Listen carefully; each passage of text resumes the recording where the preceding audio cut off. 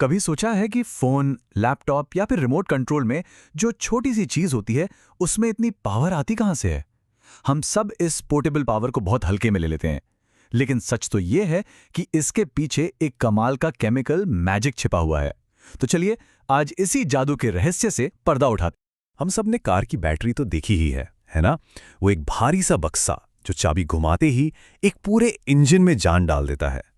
Screen पर ये जो समीकरण दिख रहे हैं वो शायद थोड़े मुश्किल लगे, लेकिन असल में इसी शक्ति का राज इनमें ही छिपा है। और यहीं से हमारा असली सवाल शुरू होता है। आखिर हर बैटरी के अंदर चल क्या रहा होता है? ऐसा कौन सा सीक्रेट है जो केमिकल्स को बिजली में बदल देता है? इस पूरे विश्लेषण में हम इसी सवाल का जवाब ढूंढने वाले हैं।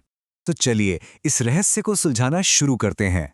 ये सब कुछ विज्ञान की एक खास ब्रांच से शुरू होता है, जो हमें सिखाती है कि केमिकल रिएक्शन से एनर्जी कैसे निकाली जा सकती है। और उस ब्रांच का नाम है इलेक्ट्रोकेमिस्ट्री। सीधी सी भाषा में कहें तो यह बिजली और केमिस्ट्री के बीच का रिश्ता है, और यही वो साइंस है जो बैटरी को मुमकिन बनाती है। अच्छा, तो अब थ्योरी तो समझ आ गई, पर इस इलेक्ट्रोकेमिस्ट्री का इस्तेमाल करके एक बैटरी बनाते कैसे? इसका जवाब एक बहुत ही सरल लेकिन जबरदस्त डिवाइस में छिपा है, जिसे गैल्वेनिक सेल कहते हैं। ये है गैल्वेनिक सेल। इसे वोल्टाइक सेल भी कहते हैं। आसान भाषा में इसे बैटरी का इंजन समझिए।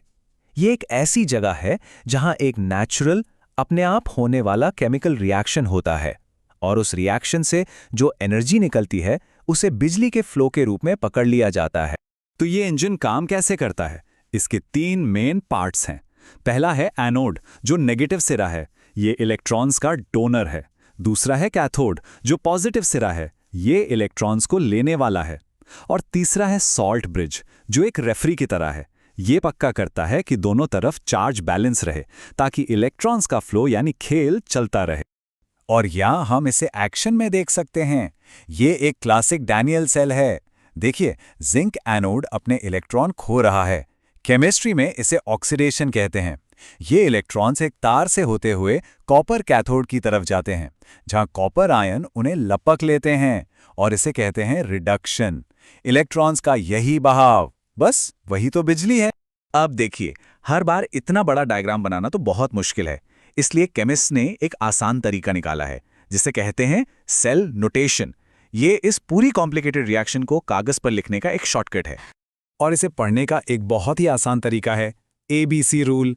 ए से एनोड, बी से ब्रिज, जैसे 2 सीधी लाइनों से दिखाते हैं, और सी से कैथोड। एनोड, ब्रिज, कैथोड, बस इतना सिंपल है। तो अब तक हमने देखा कि कैसे एक स्पॉन्टेनियस केमिकल रिएक्शन बिजली बनाता है, लेकिन क्या हो अगर हम इस पूरी प्रोसेस को उल्टा चलाना चाहें? यहीं पर कहानी में एक मजेदार मोड़ आता है। चलिए इन दोनों को एक साथ देखते हैं। बाईं तरफ है हमारा गैल्वेनिक सेल, जो अपने आप बिजली बना रहा है, लेकिन दाईं तरफ एक इलेक्ट्रोलाइटिक सेल है। ये गैल्वेनिक सेल का ठीक उल्टा है। ये बाहर से बिजली लेता है ताकि एक ऐसे केमिकल रिएक्शन को जबरदस्ती करवा सके जो अपने आप नहीं होता।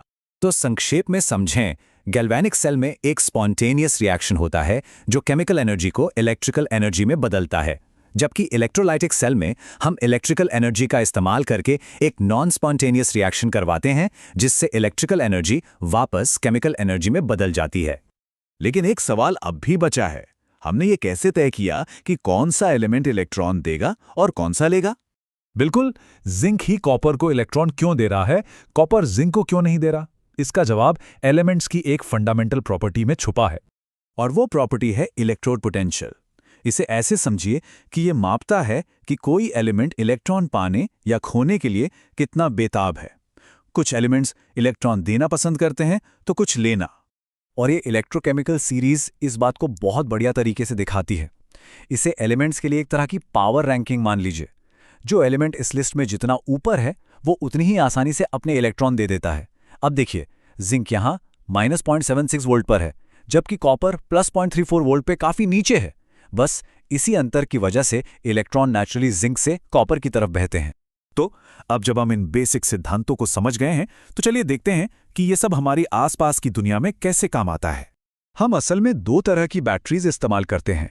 प्राइमरी सेल, जैसे टीवी रिमोट वाले सेल, जो एक बार इस्तेमाल होकर खत्म हो जाते हैं, लेकिन दूसरे होते हैं सेकेंडरी सेल, जैसे हमारे फ़ोन की बैटरी, जो रिचार्जेबल होते हैं। और ये कमाल के हैं। जब हम फ़ोन इस्तेमाल करते हैं तो ये गैल्वानिक सेल की तरह काम करते हैं, और जब हम उसे चार्ज करते हैं तो हम बिजली का इस्तेमाल करके रिएक्शन को उल्टा चलाते हैं, और तब वो एक इलेक्ट्रोलाइटिक सेल बन जाते हैं। मतलब एक ही डिवाइस में दोनों दुनियाओं का बेस्ट। इलेक्ट्रोकेमिस्ट्री का एक और बहुत ज़रूरी एप्लीकेशन है फ्यूल सेल। ये भी एक तरह के गैल्वानिक सेल ही है, लेकिन ये एनर्जी स्टोर नहीं करते। इसकी जगह ये लगातार फ्यूल लेते हैं और उसे सीधे बिजली में बदलते रहते हैं, और जब तक फ्यूल मिलता रहता है ये काम करते रहते हैं। तो इस पूरे विश्लेषण से हमें क्या समझना चाहिए? सबसे ज़रूरी बात यह है कि ये एक टू वे स्ट्रीट है।